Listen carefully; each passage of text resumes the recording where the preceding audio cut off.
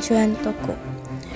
Perjuangan merebut dan mempertahankan kemerdekaan Indonesia yang diproklamirkan oleh Soekarno-Hatta pada tanggal 17 Agustus tahun 1945 bukanlah sebuah akhir dari perjuangan bangsa Indonesia.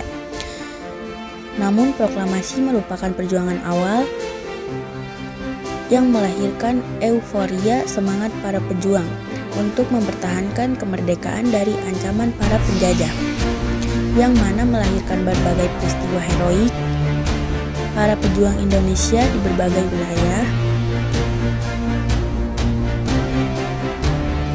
Salah satu peristiwa heroik yang menandai perjuangan bangsa Indonesia dalam mempertahankan kemerdekaan adalah pertempuran Ambarawa atau pertempuran Palagan Ambarawa yang terjadi di wilayah Ambarawa pada tanggal 12 hingga 15 Desember tahun 1945.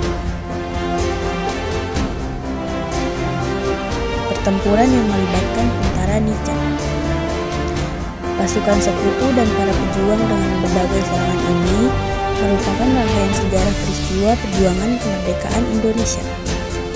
Seiring kalahnya Jepang dari sekutu dalam Perang Dunia Kedua,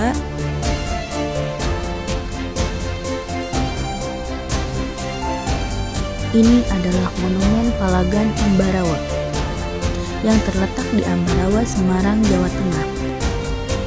Monumen yang dibangun pada tahun 1973 ini merupakan sebuah simbol untuk mengenang peristiwa sejarah pertempuran Palagan Ambarawa pada tanggal 12 hingga 15 Desember 1945. Selain itu, kita bisa menemukan peninggalan-peninggalan pemerintah Jepang dan Belanda, seperti seragam para tentara Jepang dan Belanda, senjata perang, senjata tentara Indonesia, dan barang bersejarah lainnya. Monumen dengan tinggi lebih dari 5 meter dengan lambang Pancasila yang berlatar belakang bentuk segi 5 ini berdiri 3 patung tentara pejuang dengan memegang senjata yang berupa senapan dan bambu runcing. Gambaran singkat sejarah pertempuran juga bisa dilihat pada relief yang dibuat pada dinding monumen Palagan Ambarawa. Di ukiran relief pada monumen Palagan Ambarawa ini menggambarkan situasi pertempuran yang terjadi, yakni pertempuran antara para pejuang Indonesia yang dipimpin oleh Kolonel Sudirman melawan pasukan sekutu pimpinan Brigadir R.J. Berhan. Dalam pertempuran Palagan Ambarawa,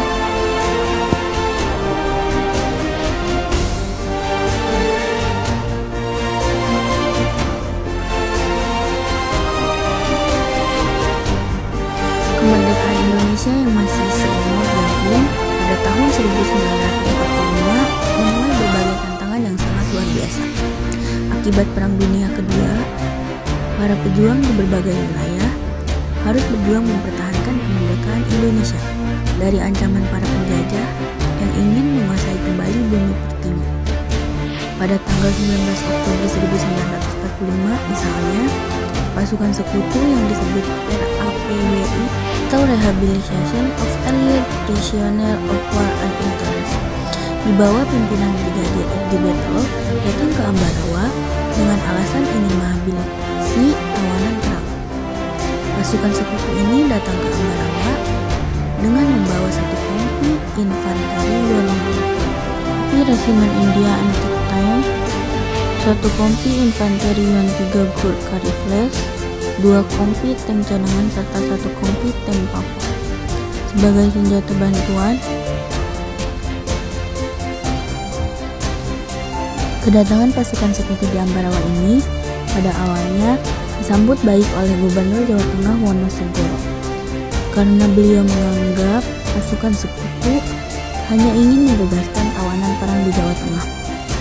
Tidak lama kemudian pada tanggal 21 Oktober 1945, Gubernur Wonosegoro melakukan perundingan dengan pasukan sekutu. Hasilnya yakni, pertama, tawanan Indonesia akan dibebaskan oleh Jepang. Kedua, tentara Jepang akan diliputi oleh tentara sekutu. Yang ketiga, pihak sekutu tidak akan mencampuri kedaulatan dalam negeri.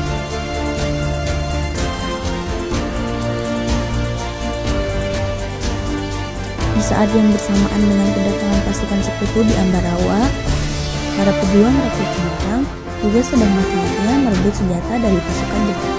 Sebagaimana yang termaktub dalam The British Occupation of Indonesia ketika rakyat Semarang merebut senjata dari tentara Jepang. Terjadi pertempuran antara pejuang rakyat Semarang melawan pasukan Jepang dalam sebuah pertempuran yang dikenal dengan pertempuran 5 hari di Semarang. Namun, karena dianggap sebagai pembebas dari tentara Jepang dalam pertempuran 5 hari di Semarang, selain Gubernur Wonosegoro, para pejuang juga menyambut baik kedatangan pasukan sekutu. Oleh karena itu, setelah mengambil alih lapangan udara di Semarang dan mendirikan markas atas izin Gubernur Wonosegoro, pasukan sekutu diperbolehkan bergerak ke daerah Magelang untuk membebaskan para tawanan internment. Namun dalam pelaksanaannya banyak pelanggaran yang terjadi dan meresahkan masyarakat setempat. Kala itu para tawanan Belanda yang dibebaskan banyak yang dipersenjatai dan mengenakan seragam militer lengkap, yang kemudian mereka menangkap dan bahkan menyiksa para pejuang Republik